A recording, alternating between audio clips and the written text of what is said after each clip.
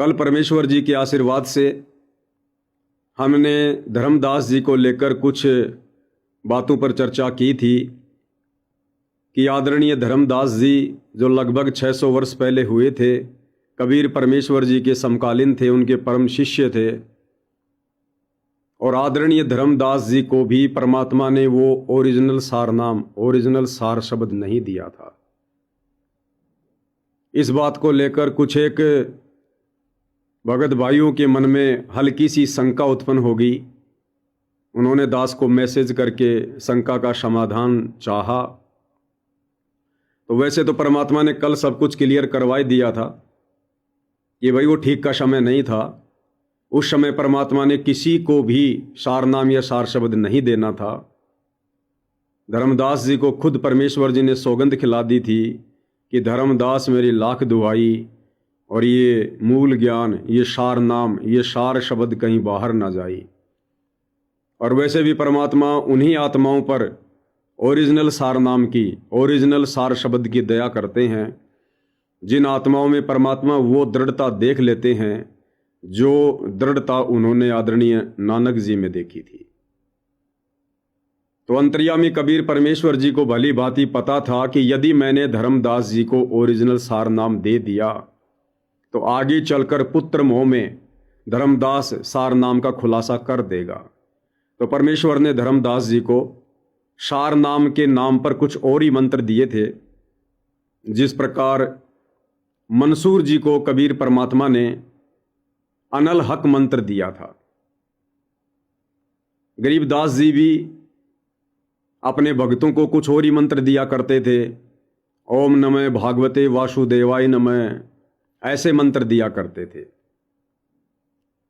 और थोड़ा नज़दीक जाएं तो हमारे जो दादा गुरुदेव कहलाए आदरणीय रामदेवानंद जी, उन्होंने भी अपने किसी भी शिष्य को, लगभग 9 लाख संगत उनकी पंजाब में हो गई थी, उन्होंने कभी भी अपने किसी भी शिष्य को ये ओरिजिनल मंत्र नहीं दिए।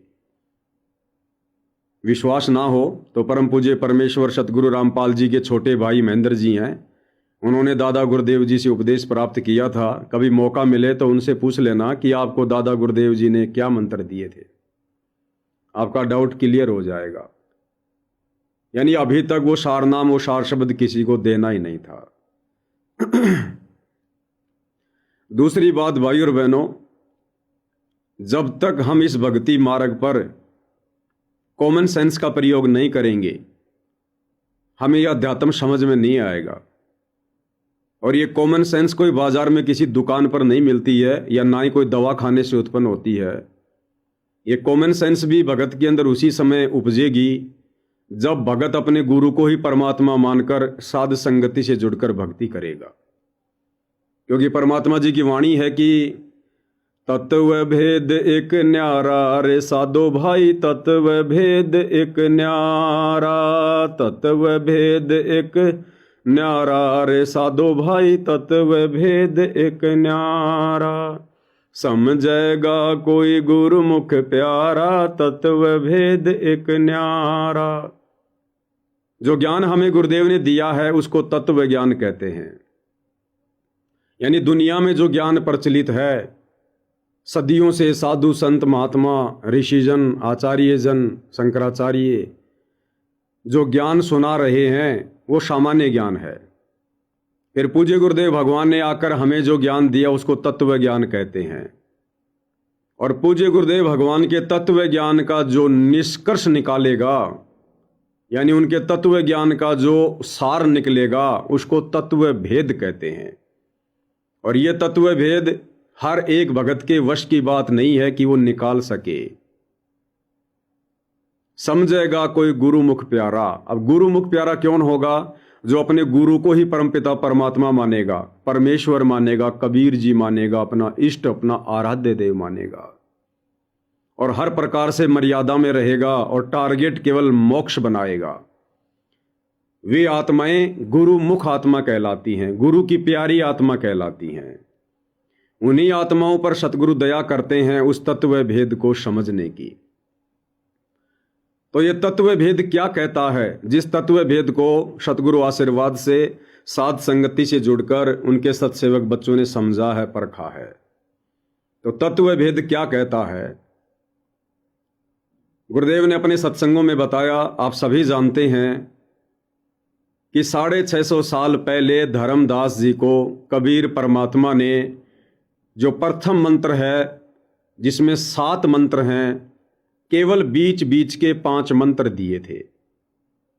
ये तो आप लोगों ने सुना ही होगा अगर सत्संग थोड़ा ध्यान से सुनते होंगे तो, कि धर्मदास जी को 650 साल पहले कबीर परमात्मा ने प्रथम मंत्र भी कंप्लीट नहीं दिया था।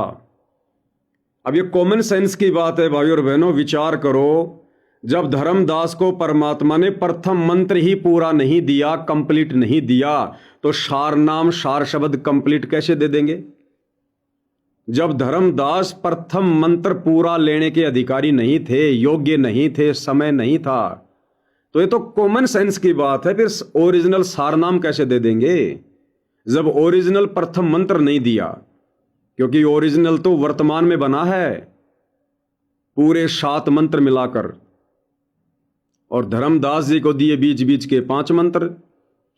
तो जब कबीर परमात्मा ने धर्मदास जी को 600 साल पहले प्रथम मंत्र ही ओरिजिनल नहीं दिया, तो ये तो कॉमन सेंस की बात है भाई और बहनों, फिर उनको ओरिजिनल सार नाम, ओरिजिनल शतनाम, ओरिजिनल सार शब्द भला कैसे दे देंगे?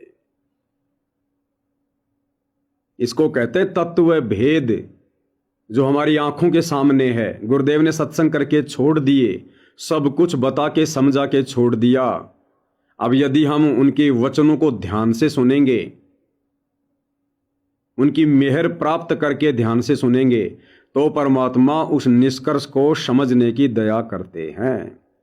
तो मन में ऐसा कोई डाउट भाई और बहनों नहीं होना चाहिए, क्योंकि अभी आप साथ संगति से नहीं जुड़े हैं, इसलिए आपके मन में इस प्रकार के हल्के फुल्के डाउट ये काल पैदा करता है।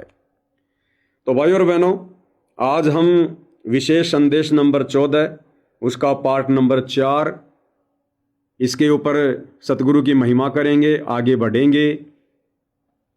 आप और हमने अध्यात्म का निष्कर्ष निकालते हुए आगे बढ़ना है, क्योंकि भाई और बहनों, अध्यात्म का निष्कर्ष निकले बिना हम दृढ़ होकर भक्ति नहीं कर सकते। और सतगुरु रामपाल जी परमेश्वर जी की जिम्मेदारी केवल धर्मशास्त्रों का सार निकालकर आप और हमें सत्संगों के माध्यम से देने की थी। अपने खुद के सत्संगों का सार सतगुरु रामपाल जी निकाल कर नहीं देंगे, और सतगुरु रामपाल जी के सत्संग उन धर्म शास्त्रों से भी अति गूढ़ हैं, सांकेतिक हैं, कोड वर्ड में हैं। तो उनके सत्संगों का सार, उनसे आशीर्वाद प्राप्त करके, उनकी मेहर प्राप्त करके आप और हम भगत भाई बहनों ने साध संगति के माध्यम से निकालने पड़ेंगे।